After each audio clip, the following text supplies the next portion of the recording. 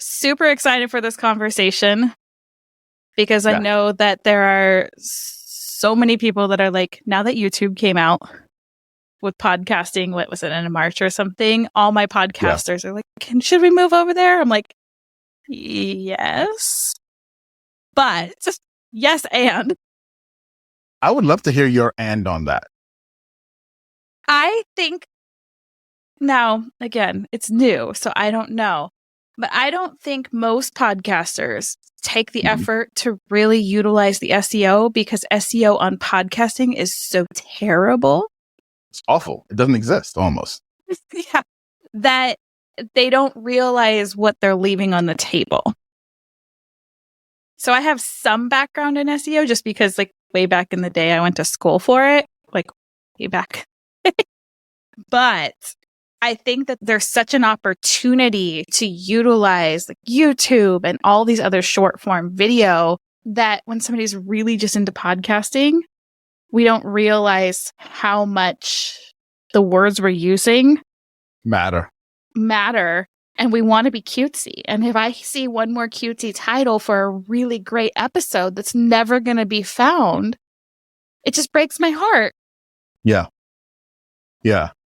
The thing there is, and we say this a lot in marketing circles, but marketers often create content for other marketers when instead of creating content for their ideal audience. In other words, content that's cutesy, that's going to sound good. Because who hears the cutesy thing and says, oh, that's juicy? Another marketer. Right? It's not your customer. Right. And it's almost like this.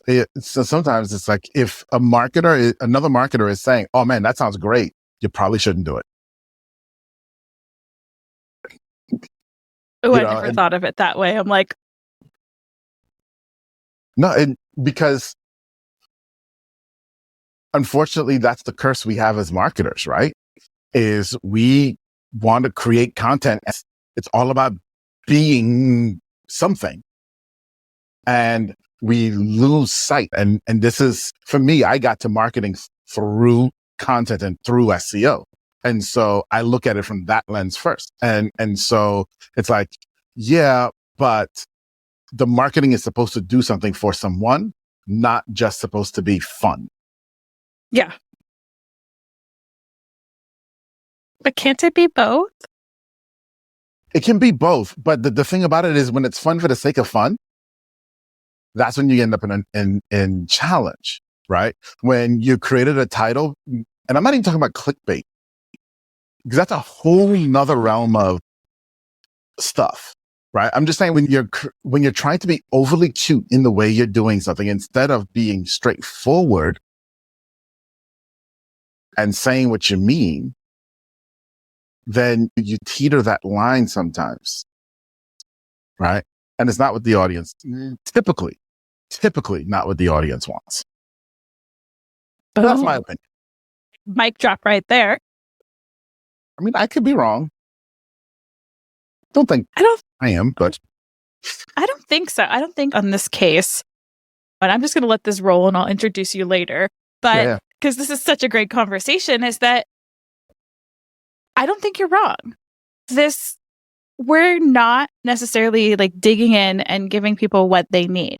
And one of the things I noticed, and your specialty is you're helping podcasters with video content. Okay, this is what my audience needs. So we're really going to dig into that conversation. Yeah. And I think that the problem is podcasting has such limited capability with SEO. Mm-hmm. And we want to be free because it's one of the few platforms that we can be like, I can say whatever the hell I want. I can do whatever the hell I want. I'm not censored. So we think that let's bring out our personality in our text. Not the time to bring the personality out. Welcome to the Cure for Pod Fade. I am so excited you found your way here because that means you know how powerful podcasting can be. You are ready to build a legacy with your unique story, your message, and your offer, but you're getting a little overwhelmed. You're feeling frustrated, you're feeling stuck. You just don't know how to grow your show, find a new audience, and make some money. podcasting can be the ticket to the life of your dreams, and it doesn't have to be as hard as you think. We're talking about all the ingredients it takes to be a successful, profitable podcaster without that icky overwhelm, because you are too magical to join the 85% plus club that pod fades away. I'm your host, Jen Dragonette, so let's make podcasting easy peasy lemon squeezy. So I want to know, how did you get into helping podcasters, because podcast is just in the audio, with video SEO? Because there's so many. So it's a great question. And for the audience's sake, we're sitting here in Riverside right now, right? Which is a recording studio that was created for podcasters first.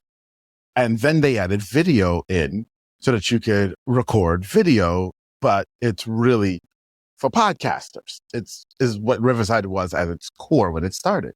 I use Riverside too. And I've found all these other wonderful people who were using Riverside, and we're creating these wonderful podcasts. Because at this point, I've probably done like 70 different podcasts in the last year. Okay. Way to go. And yeah. And most of them were video. And then I never saw any videos. It was only audio. And I'm just like, we just wasted all of this fantastic content. Like, cool that you put out the podcast out there. And this is truthfully what I'd see. I would see there was a podcast episode. And for most of the podcasters, they would put out a static image of me and them, the title, and put that all over social media. The dreaded audiogram. No. It wasn't even an audiogram. It was static. No audio. Interesting. Then there were the few exceptional ones that put out audiograms. That was exceptional because we would get people say, hey, help us promote. I'm like, great, we'll help you promote. And it'd be nothing but a bunch of GIFs. When I say GIFs, I mean PNGs. Maybe that's a better term today because GIFs mean moving, but whatever. Us old school people use GIF as an image with a transparent background, but that's a whole nother conversation. And so it was just like, you're wasting so much of your effort. You could go so much further. So that was one side. Then there was the other side. And the other side of it was, well, I run a video marketing agency. And so I also have a podcast, and we shoot in Riverside, and we take the audio, we put the audio out, and we take the video, and we do stuff with the video. If you record with me today, I will post videos of you for the next year. And what I noticed was, as I was posting, and we were just creating content, right, to fill my social. But I would post something 6 months after someone was on my show a year ago. And then they would call me up and they would say, hey, man, let's work together on something. And it started turning into dollars. And so I'm sitting here and I'm thinking about, okay, so we have all these podcasters who have hundreds of shows. They do nothing with the video. I'm sitting over here with 50 shows doing something with the video, and it's turning into cash. Let's put those two things together. And so that's how we got into helping podcasters. Okay, first I'm going to pick my chin up off the ground because I'm just like, okay, well, I just got schooled and I'm a podcast producer and everything will change from today forward. As of August 15th at 12:42 p.m. Pacific time, everything is going to change going forward because I promote for maybe a week. Mm-mm. I don't bring things. I mean, mine is okay. I need to know all the things. But first, tell us a little bit about your podcast and your company, because I know there's a lot of my audience that's, I just don't have the time right now. Like, how do we get in your space? And I know this is normally something we wait till the end to do it, but I think this is really important because if anyone else mind is turning like me, they need in your space. And of course, it'll be in the show notes. But tell us a little bit about, you mentioned you have a podcast and a video business. Tell us a little bit about that. Yeah. So actually I have a few podcasts, but that's me here and there. I'm a little bit of I don't know if it's an overachiever or just a crazy person, one of the two. But my main podcast is Thoughts on Thought Leadership. And that's what we talk about is thought leadership topics. From a business perspective, it's really quite simple. You see, because you don't have the time, right? Like, look, I know what it takes. And let me be clear. I'm video first and my podcast is second. I know that sounds like blasphemy to y'all, and I'm sorry, but I'm a video marketing agency. So give me a little bit of slack, right? But here's the deal. I know you don't have the time because I know what it takes to produce a really great podcast, really quality podcast. And you don't have time to do more. We don't need you to. All I need you to do, especially if you're in a platform like Riverside, if you're in a platform like this, just send us the raw files. We do all the work, send it back to you. We will cut it up. And here's the thing, because people ask me this all the time. Well, there are all these new AI tools that will cut the videos up for me, do it for me. No, you're absolutely right. You can use those. You can absolutely use those. And I welcome you to. And let me tell you what's going to happen. Okay. I'm going to foretell the future. Okay. Listen, I got a bald head, so I'm going to use it as a crystal ball right now. All right. Here's a little bit of foretelling. You're going to take your video from your podcast. You're going to put it into the engine, the AI engine. And I'm all for AI, by the way, because we use a lot of AI. So I'm all for it. But you're going to put it in there and it's going to spit back maybe 15 cuts in a 30, 45-minute episode. Out of those 15 cuts, you might find 6 or 7 that are good. And that might be okay for you. That may be cool for you. And if that's where you are, go use those tools. However, if your goal is to make impact, and here's what I mean by impact, right? Because there's impact with 2 types of people you can make. There's impact with your guests, and I talked about that, about how I post content forever. But then there's also impact with your customer and your listeners. Okay, so there's 2 types of impact. If your goal is to make impact with your customer, then your videos that you produce have to be found in Google. And the AI tool is not going to cut and give you anything that's going to easily be found in Google. It's not what they're designed for. So we have a process that we call AI assisted splintering. So we splinter your video. We do use AI technology, not the way that in terms of just sticking it in, it's actually after the fact. We intelligently splinter your video. And what do I mean by that? We splinter your video because you've been talking on your podcast about topics that people want to know about. Well, we're going to splinter into those topics that people want to know about, that Google also wants to rank you for on page 1. That's what we do for podcasters.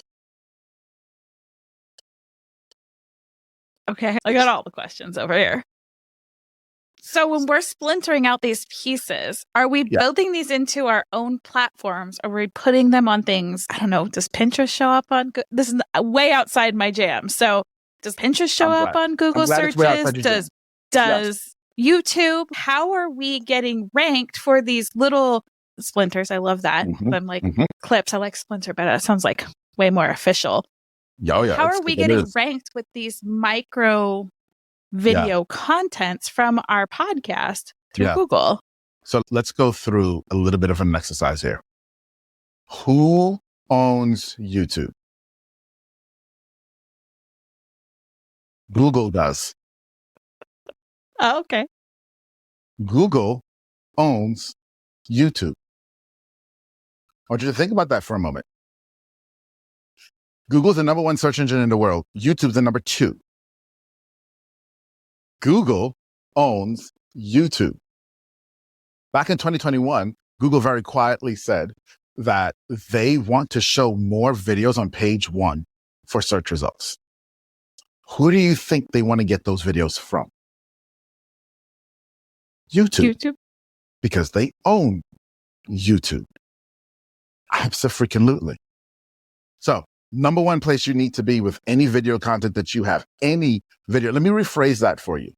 Number 1 place you need to be with any video content you have is YouTube. It's an absolute must. Absolute must. After that, yes, to your question, Pinterest does get ranked in Google. A little bit harder to control, but it can. Okay. After that, believe it or not, TikTok is starting to rank in Google. Now, that's much harder to do, but it is possible, and we have done it. Okay. All the other search engines don't get ranked. Sorry, not search engines. Social sites don't get ranked. So put it on Facebook, it's not going to show up on the first page of Google. Put it on Instagram, it's not going to show up on the first page of Google. Put it in LinkedIn, it's not going to show up on the first page of Google. It's just not. Okay. But where do you start? YouTube. Okay. Start I'm all in. Okay. That's where you start. That's where you start. Oh. So you mentioned on YouTube that is this where you're reposting later on down the road, like a year later? I have all the questions. I'm like, my brain is going so many different ways because, again, I've never thought of this way. So let me give it to you. Right. I'm going to answer your question this way, if that's okay. Okay. You ready for this? I like it. So you just asked me a question, and I said, who owns YouTube? Google. Number one place to put your video if you want it to get ranked is YouTube. Here's what I would do if our roles were reversed. I would take that little segment and I would make a clip out of it and call it a splinter. Okay. And then I will post this later on. Now, here's the deal. You don't have to do anything fancy with it. Now you can. And from an agency point of view, we do, but you don't have to. You could take the regular long form video and just cut pieces of it and repost them. Where do you repost them? Everywhere. So if it's less than a minute or less, we're going to go to Instagram Reels with it. We're going to go to TikTok with it. We're going to go to YouTube Shorts with it. We'll go to LinkedIn. We'll go to Twitter with it. Okay. If it's over a minute, we will go to regular YouTube and LinkedIn with it. Right? Wow. Yeah. So you created one piece of content, if we talk for 30 minutes, we may create, that's one piece of content we created. However, we will splinter that out in probably 15 to 20 pieces of content that we'll use over and over and over again. Ooh. I love that it can be that easy because there's so many things that you see online that when I went to look for making reels for my show and create all this fancy stuff, I was like, I'm out. This is not going to happen. But you just proved that we don't have to do this. However, there is a piece of this we have to do, which is what Google needs to get us found, the copy. Yeah. So let's talk about that for a moment. Okay. So now we're talking about posting content to YouTube, to be completely clear. And the purpose of posting it to YouTube is so that it will rank in Google. Okay. Where you need to start is the end. Follow me on that. You need to start at the end. So the question that we ask, we have a piece of content. Let's say you send us a video from a podcast. And as we're listening to this, we're going to ask this question. What question would someone have asked in order to make them give that answer? We think through all of those questions and you go back to Google and you say, okay, Google, and then you put those questions in and you put the questions back in Google and you see, does Google actually want an answer to this question? Right? Like, is the content that's there matching what you're talking about? And so there's congruency. Oh, there is? Okay, great. So now what we do is when we create that splinter, the title of the splinter becomes the question. Now, let me take you a little bit further on that, because you may say question ABC and you put it in Google, and then there's a section on Google that says people also asked, right? On the search page, about a third of the way down. When you look at that, people also asked, you may see the question rephrased. And you say, but that's the question I asked, but it's rephrased. Use that. Don't use what you put in. If what there's rephrased, use that. Here's why. Because what Google is showing you there is what someone actually typed in. Google is saying multiple people have typed these words in this order. Use that. Not what you thought. Use what they said. That becomes your title. Step one. Now you're going to write a caption for YouTube. In the first 2 sentences of that caption, you absolutely must restate the question. So say the question again in the first 2 sentences. Wow. Then, almost done. Then, get this.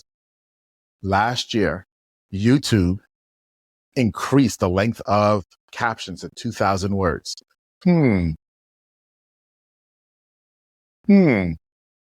They are inviting you to write more. What do you think you ought to do? Yeah. Write more. Write more. Write more. Okay. What are you going to write about? Write about whatever you were talking about. If you had 5 points, write about those 5 points. Oh, but Atiba, I heard some pundit, some expert on YouTube. He said that your caption should be enticing so someone wants to watch the video. Okay. When was the last time you read the caption of a YouTube video before you watched the video? Never. It never happens. It's bad advice. The caption is for the search engine.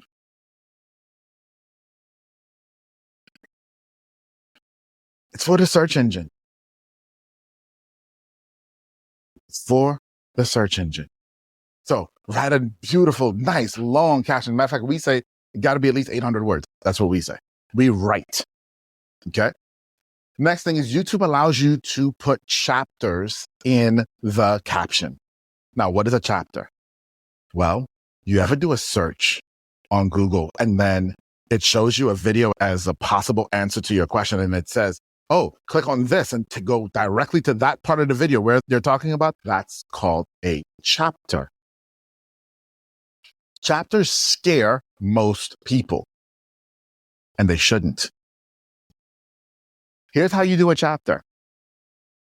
You know what? I'm listening to this video and Atiba said something really interesting starting again, minute 111, and he ended at minute 231. And he was talking about X topic. Here's how you do a chapter. In the caption, you write 1:111 dash, I forget what I said, 3:37, where it ended, where it starts, where it ended. Space. Topic. You're done. That's a chapter. That's all it takes. It's not hard at all. Not hard at all. Why is that important? Because it tells Google all the subtopics. So maybe someone didn't search exactly for your big topic, but maybe they searched for your subtopic. You still want to show up for that. This is how you do it. Next thing that's super important and super critical, especially if your video is over a minute long. So it's considered a long form. I know. Wow. Over a minute's long form? Okay. Because and under a minute is called a short. Over a minute is now long form. If your video is over a minute long, you must transcribe your video and upload the transcript of your video. Exactly every single word that you said in the video. Oh, but Atiba, did you hear? YouTube has this fancy little button that you can click and it will auto transcribe for you. Yeah, don't ever use it. Is YouTube it not good? themselves, well, they themselves tell you it's only 60% accurate. Oh, 70 at best. And you don't get to choose which 30 to 40% it gets wrong. So suppose it gets wrong all the parts that you needed to get right. You have no control. Why leave the control in someone else's hands? Upload your own transcript. Those are the steps, my friends. That's what you got to do in order to master video SEO. Oh my goodness. My brain is spinning in so many different ways because I have taken so many classes for SEO, and I went to school. I have a master's degree in marketing. Like, I have done the research. And in this new age, because back when I went to school, when you had to code your own stuff and like stuff everything in the back end, it's go buy this program, do this, get on SheMrush. And you're like, no, ask Google a damn question. That's it. And build from there. And I love how simple you're making this, because I think that there's so many people out there that do write great, going back to podcasting, that write great show descriptions. And then they do nothing with them. That is not a searchable field in any place, any player, anywhere. Like, maybe Google Podcasts will let you search, but I don't think so. I'm not sure. And I think there's so much that you can do with this. And the transcript, there's so many great AI transcribing programs out there that are really pretty accurate. And I didn't even know that you could just upload those. Like, my mind is like, oh, this doesn't have to be overwhelming and scary. It doesn't. And I think this is why you came onto the Cure for Pod Fade, is because we need to get away from this overwhelm and scariness, because we're all here because we want to make an impact. Like I tell everybody, we're not ripple makers, we're tsunami generators here on the show. Yeah. And we can't do that on just a podcast platform that isn't searchable. Right. Yeah, where you're just hoping that someone finds you by chance and you become a big name in podcasting and you get ranked as the number one podcast in your niche. Yeah. No, there's so much more that you can do, and you already have the content. And that's the key. You already have the content. There's so many people who are struggling to figure out what content to create, and you're creating the content already. Yeah. It's not even a multiplier. Let's go back to math. This is not even a multiplier. This is exponential. Okay? This is an exponent, and you're holding that thing, right? Let's go to Fast and Furious. I don't know why I'm thinking about Fast and Furious. It's like you're in a drag race right now, right? You're in a race, and you've got the nitro button, but you won't press it. Press the button.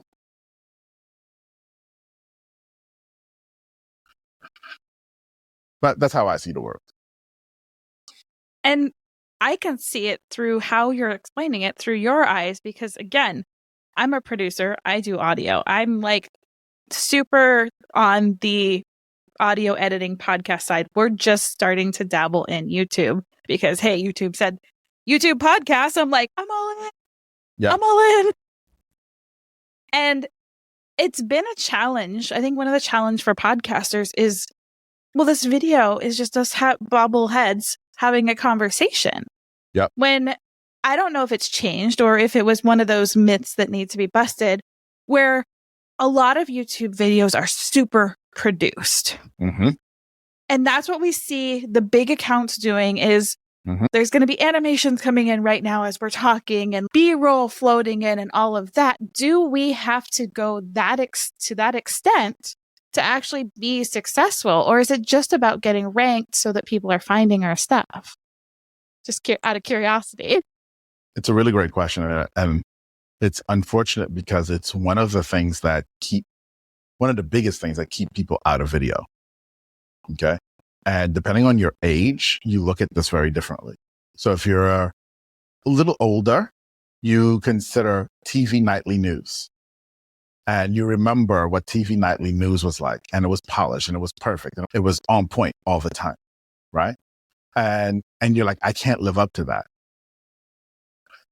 Conversely, if you're a little bit younger and you are looking at more YouTube or heck, even TikTok stuff, you're looking at, oh my gosh, they're using, as you said, CapCut and Premiere and they've got these lighting, blah, blah, blah, blah, blah, blah, blah, blah, blah. And it's an intimidation factor And it keeps so many people out of video. But you see, here's the thing. Your audience wants to connect with you. Period. Period. Period. Period. And it isn't about the overhype and polish, because guess what? If that's what they wanted, they wouldn't have been listening to you in the first place.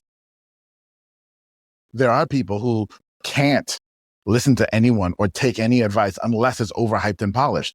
Those people will never listen to you. They'll never subscribe to your channel. And that's okay. It's perfectly fine. You're not here to serve them. You're not. But the people you are here to serve, they're ready to connect with you. They want to see you as you are. And you're actually robbing them of that opportunity. You're actually being selfish and keeping that from them. They're the transformation that needs to happen in their life, and you're denying them that transformation.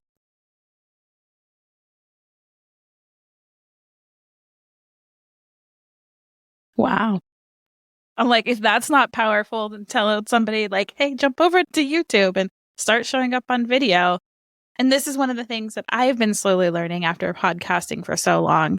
And I went to a podcast movement in March, and there was a YouTube person, and I was like, it just came out. Okay. Do I want to pick up something else? Do I want to try something new? And what I'm finding with one of my clients is that she liked podcasting because you can show up not polished. But she's still showing up not polished, and we're now putting the videos out. In the last month, her podcast has grown 37%. Come on now. Because people are now able to go to her TV channel, is what she's calling it, on YouTube. And they're seeing that she is a high-end, multi-million-dollar earner, top 0.05% podcaster, and she is showing up in messy bun with an eye mask, feeling like trash. And now she's relatable. Yeah. They want to connect with the real you. Okay? The real you. The real you. Not the overly polished. If that's who you are, then that's who you need to be on camera. And that's okay too. And I have clients who run that gamut, and that's okay. Right? It's about being you. Now, I'm going to deal with one last thing, which you didn't ask me yet, or one other thing, which you didn't ask me yet, but I'm figuring you either would. And if you're not, someone out there is thinking about this, right? Oh my gosh, Atiba, I hear you and all. And okay, I mean, you said some really cool stuff, dude, but video's super expensive. It's too expensive. It's just too expensive. I can't afford to get into video. I'm a podcaster. Okay. Let me start by saying that you can get into high quality video for less than $600. And you already spent most of that money on the mic that you're using. Just think about that for a moment. You're already almost there. How much you spent on your mic? Subtract that from $600. You're almost there already. Okay. Camera, easy. You can get into a good 4K quality camera for under $150. What? That doesn't exist. Yeah, it does. That's what I'm using right now. The camera I'm using right now that you're looking at me on right now, I spent less than $100 for. How about that? I actually splurged on the tripod that's holding the camera. The tripod costs more than the camera.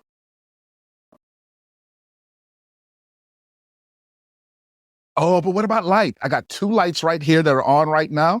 They were $40 each. Oh, but my background is trash. Guess what? This is a fake background right here. $25 on Amazon.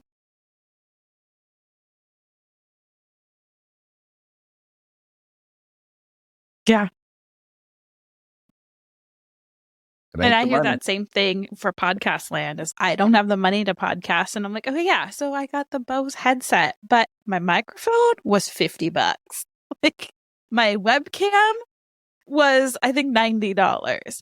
My lighting is right now, the window's open and because the sun's shining in. So there you go. It's pretty good lighting for, this is no lighting. This is the overhead lights and the window behind my screen. Like, I got lucky. But I love that you made this point because, again, it's an excuse. That's all it is. And it's an excuse because, one, we've seen it a lot on social media. I love social media and I hate social media because there's so much misinformation about, again, having to show up polished. I used to show up polished. This is not how you would have seen me a year ago. My hair would have been done. I would have been in a cute outfit. My background would have been perfect. I would have had a full face of makeup. And then if I left my house like this, my friends would be like, who are you? What? This is broken. And I absolutely love that this is where this conversation has gone because it is about being authentically you because that's what makes you stand out. Yep. And the whole idea of you standing out to everyone is a fallacy. See, and that's the problem. You want to appeal to everyone. And in the process of appealing to everyone, you're appealing to no one. Be true to you, and those who really love you will find you, will connect with you. Period. Yeah. As soon as I learned I'm not everyone's cup of tea, life got so much easier. And people started coming in. Like my podcast started growing. This podcast started as something like the podcast about podcasting. But I was like, that's so stiff and boring. I'm like, I want to be the cure for pod fade. Like I want to create, because of the day and time, I'm like, I want to create that shot that you can give somebody and be like, this is the cure for this fake illness, this pod fade illness that we have. And I love being authentic. Yep. And the fact that you just blew my mind with this content can last for years. So I do have one question because I know that on shorts, on all of them, you can redirect back. So like the end screens. When you're using a short, those end screens, is it worth redirecting it back to the full episode? Okay. So great question. So here's the deal. Okay. And we're going to talk about YouTube specifically as we talk about shorts here, right? People are going to date you through your short form and marry you through your long form. So they're going to date you through your short form, marry you through your long form. Your short form absolutely needs to send someone either on another date or to a proposal. Absolutely. Without question. Without question. It's imperative. Not only is it imperative, but we've done the research and we've done the study with our clients and we've seen that the views on the long form often will spike when new short form is produced and published. The subscribers coming from the long form spike after short form is produced that pointed back to it.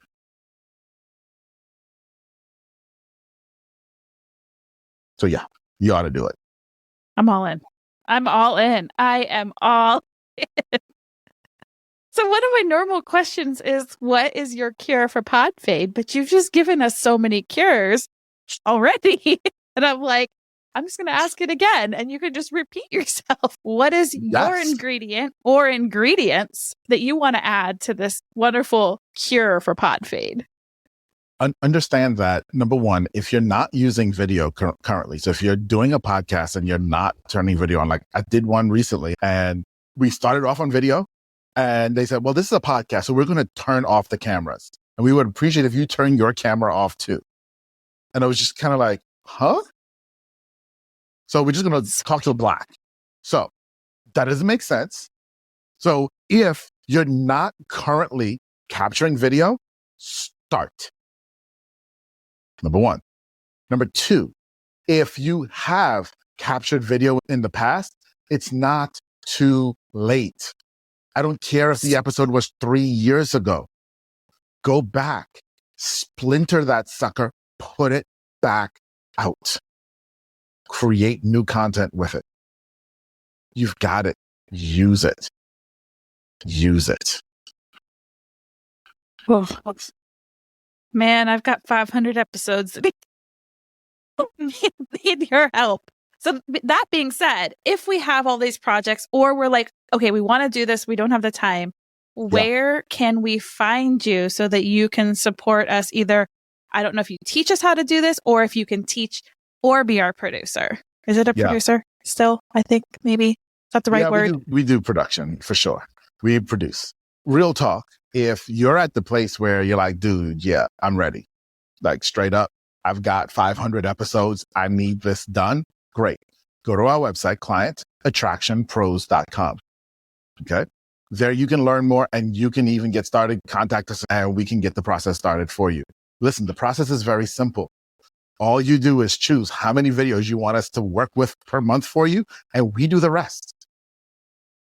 Like, you just send us the videos, we do the rest. We send it all back to you, all nice, done, and ready for you. Okay. If you're on the other side and you're like, okay, yeah, I don't know if my mind is blowing, but something is happening up there. And I got questions. I want to answer those questions. Straight up, I want to answer those questions. Okay. And so I want you to go to meetatiba.com. That's meet, ATI, B as in boy, A.com.